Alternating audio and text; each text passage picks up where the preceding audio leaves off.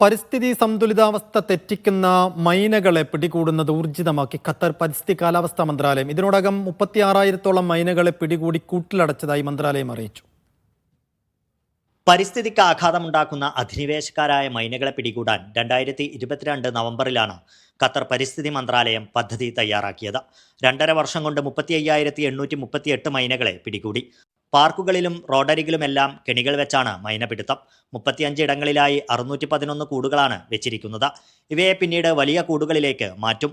മൈനകളുടെ വംശവർധന തടയാനാണ് ഈ ശാസ്ത്രീയ മാർഗം സ്വീകരിച്ചിരിക്കുന്നത്.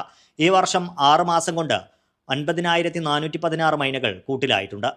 പരിസ്ഥിതി ജൈവവൈവിധ്യങ്ങൾക്ക് ഭീഷണിയായ പക്ഷിയായാണ് മൈനയെ കണക്കാക്കുന്നത്. ഇന്ത്യ ഉൾപ്പെടെ ഏഷ്യൻ രാജ്യങ്ങളിൽ നിന്നും പറന്നെത്തി കുടിയേറുന്ന ഇവ തിരിച്ചു പോകാതെ ഇവിടെ പെരുകുന്നു.